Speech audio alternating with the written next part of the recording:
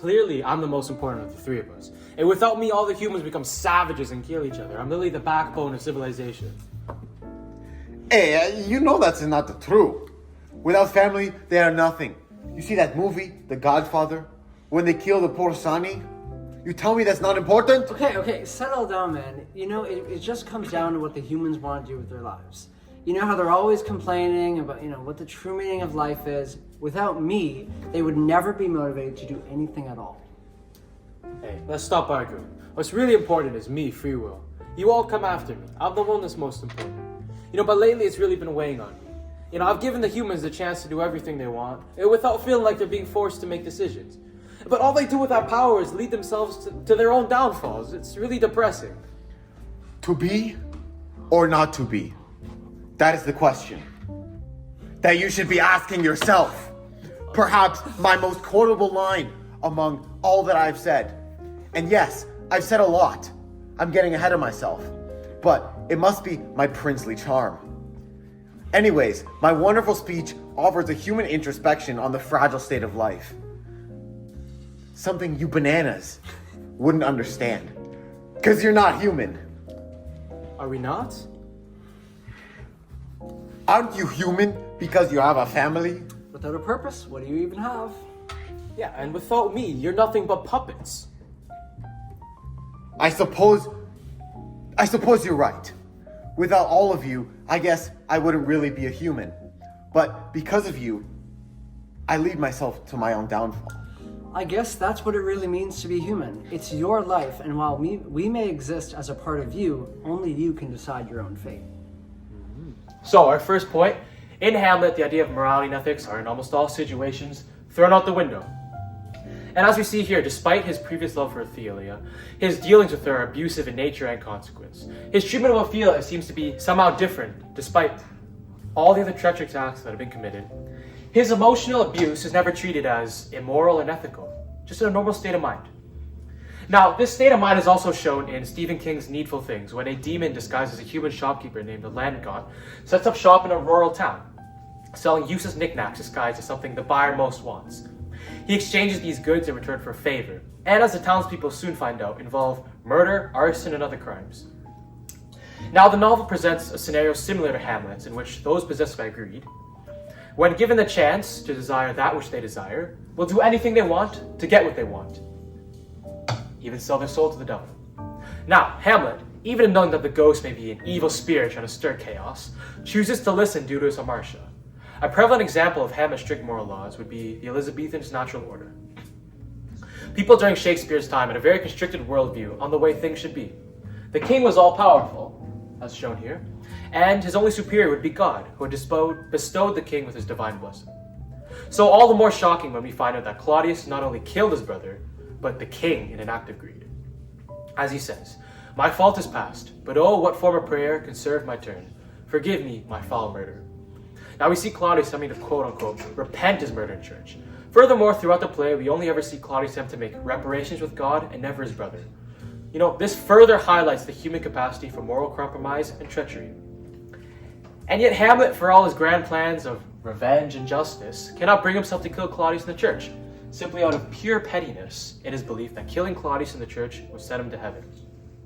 Now this choice, made out of spite and lack of ethical behavior, does not only lead to his own, but Gertrude's death as well as Laertes, Polonius, etc. Then trip him at his heels may kick at heaven, and that his soul may be as damned and black as hell whereto it goes. 3.3, 93 to 95. Furthermore, Hamlet's treatment of Ophelia, back to this topic, seemed to somehow be different to all the characters in the play, as, honestly, despite all the other treacherous acts been committed, it's just a normal state of mind.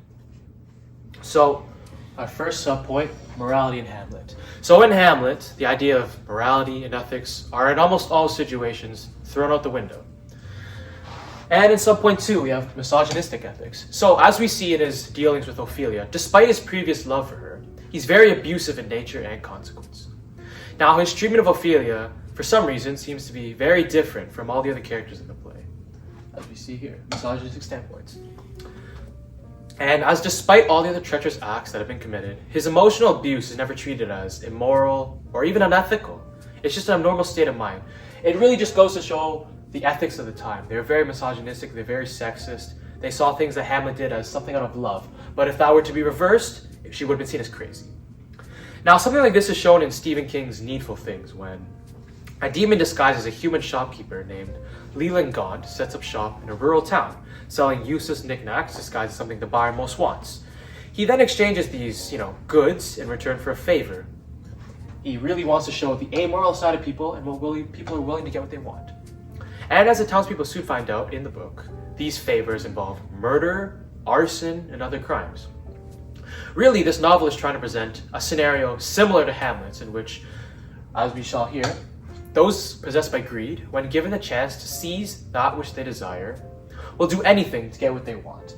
It shows the collapsed society when people want what they want, and the fragility of morality in the situations where really people just want to get what they want. Even sell their soul to the devil. As for example, Hamlet, even in knowing that the ghost may be an evil spirit trying to stir chaos, chooses to listen to it due to his hamartia. Now, one of the main points in Hamlet due to morality is the role of natural order in the character's moral compass. A prevalent example of this would be Hamlet's strict moral laws due to the Elizabethan natural order. Now, people during Shakespeare's time had a very constricted worldview on the way things should be. The king was all-powerful, and his only superior would be God, and this was because God bestowed the king with his divine blessing, and God was above everybody. But we need to really ask the question, are there morals in murder? So, it's all the more shocking when we find out that Claudius not only has committed murder and killed his brother, but we also find out his brother is the King Hamlet, and all of this was done in an act of greed. As Claudius has stated, "My fault is past, but oh, what form of prayer can serve my turn? Forgive me my foul murder." But obviously Claudius is not actually repenting, he's just saying words out loud without them ever reaching heaven. So we see Claudius attempting to quote-unquote repent his murder in church. But, as we all know, everyone in the play is very morally flawed. So, furthermore, throughout the play, we only ever really see Claudius attempt to make reparations with God, and never his brother, which really highlights his moral pettiness in the fact that he really only has something to say to God because he wants to go to heaven. He didn't really feel bad about killing his brother. And, of course, Hamlet, for all his grand plans of revenge and justice, cannot bring himself to kill Claudius in the church, simply out of pure pettiness, as we stated here, moral pettiness. Because he believed that, were he to kill Claudius in the church, he assumed Claudius was praying, so he believed that if he killed Claudius in church, he would send him to heaven. And of course, we all know this backfired on Hamlet.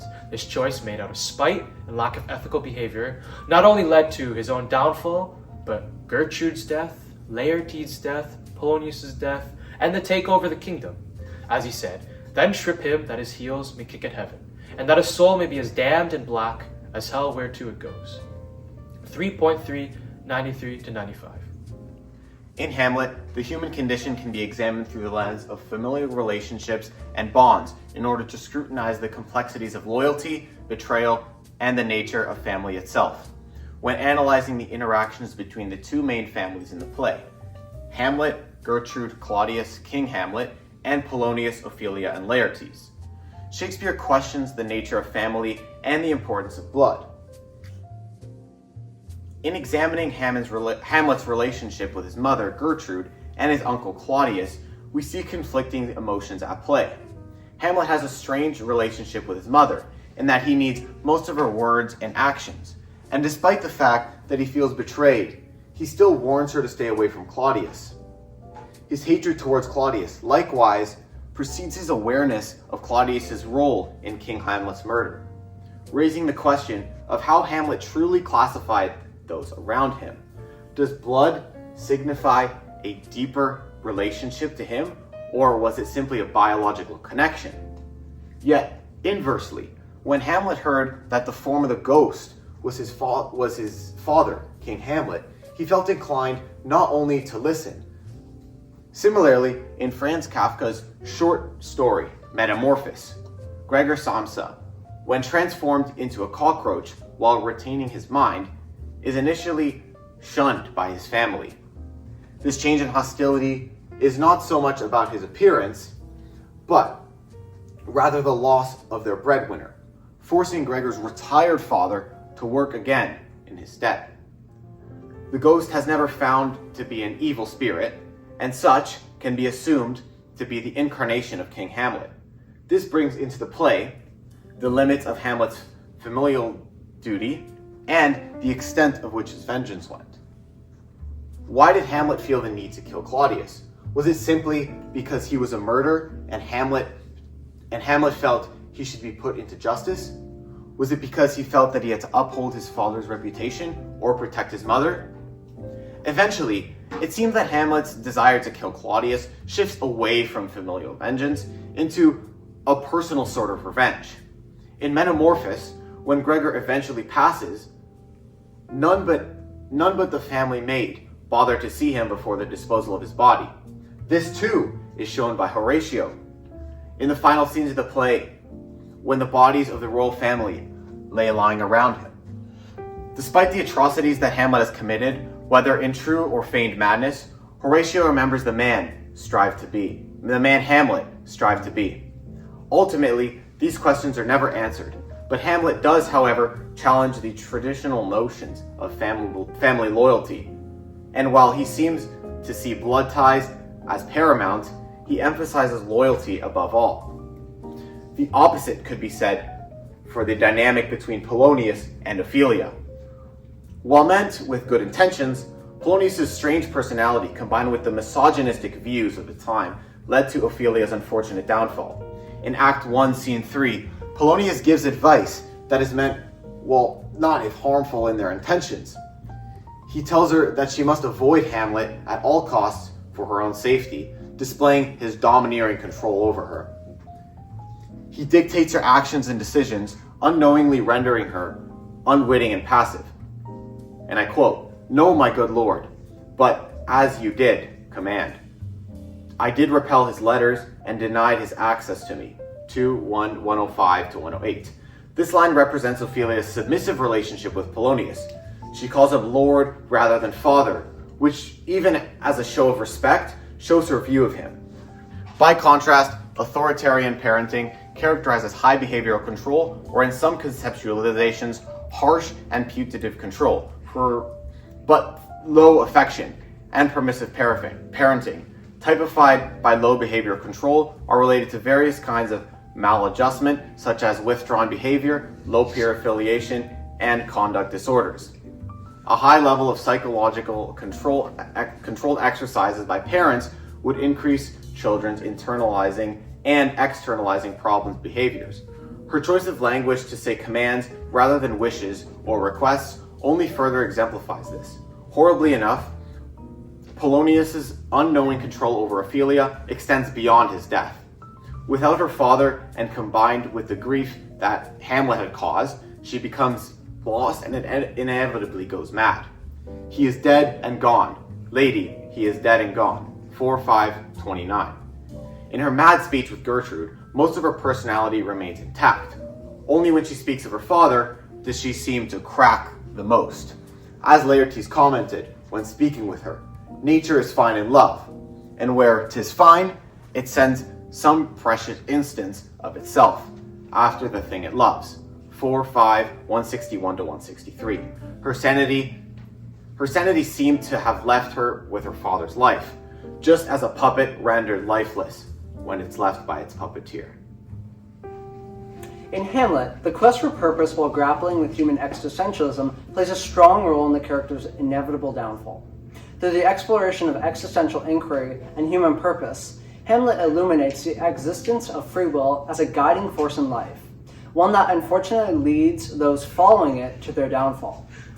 A problem often surmised by the play's character was what it truly meant to be a human, whether emulated through the ghost or Hamlet's dehumanizing comments towards his adversaries. In Isaac Asimov's short story, That Thou Art Mindful of Him, two sentient robots, named George 10 and George 9, are ordered to find a way to successfully alter the mechanisms of the second law of robotics in order to place higher or lower values on certain human lives and commands. The first law being, a robot may not injure a human being or, through an action, allow a human being to come to harm. The second law being, a robot must obey the orders given to it by human beings except where such orders would conflict with the first law. The conflict that George 9 and 10 arrive at is the crisis of ranking humans when giving multiple commands. They are, in essence, placing inherent value on human lives. This can be seen through Hamlet's constant shifting of ranking and those around him that he values. He initially holds the most stock in Rosencrantz and Guildenstern, as they are his closest allies, until his realization that they are spying on him before the king. Similarly, George 9 and 10 soon come to the realization, based on the criteria that they have been given and the information allowed to them, that they are, despite being robots, actually the most qualified to be humans. In Hamlet, the greatest example of this would be the famous soliloquy, "To be or not to be." This idea investigates Hamlet as a human. Past his madness and royal facades, it encapsulates the existential crisis that all humans go through. What are Hamlet's problems? Why does he delay? Is he uncertain about the right course of action? Unsure of the ghost? Afraid of damnation? Traumatized by disillusionment? Excessively introspective? Or paralyzed by inhibitions of which he is not himself wholly aware of? I believe that Hamlet's delay results from his inability to cope with this particular situation, and that introspectiveness, disillusionment, and uncertainty are all explicable in psychological terms.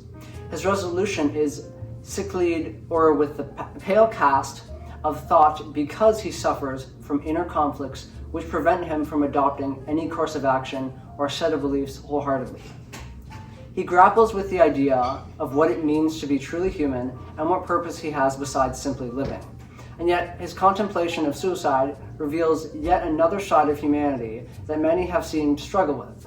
The simple idea of having to decide it is a fight in his own right.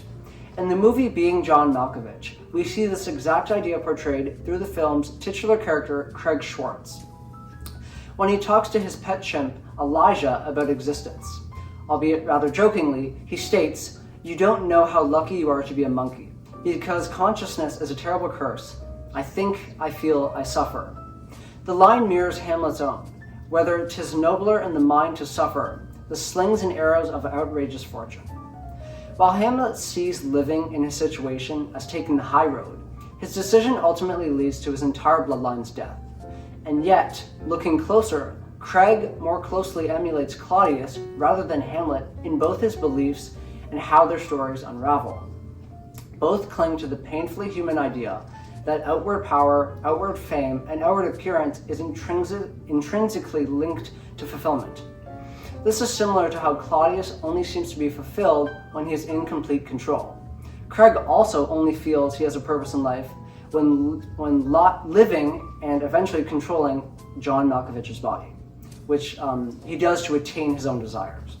Ultimately, their individual choices, composed by greed, envy, and pride, lead directly to their individual downfalls, whether in Claudius's death or Craig's suppressed existence in a body that is not his. So in Shakespeare's Hamlet, the overarching dilemma is within each individual's unique perspective on free will. However, free will is composed of morality, ethics, familiar relationships, existentialism, and human purpose. These factors, when combined, ultimately become humanity's greatest reward, yet its unforgiving crutch. And through the lens of the various characters in Hamlet, the play invites us to contemplate the very essence of humanity. So, just as Hamlet grapples with the weight and consequence of his choices, so too do we as humans. And ultimately, Shakespeare leaves enduring questions about the nature of the human condition for generations to come.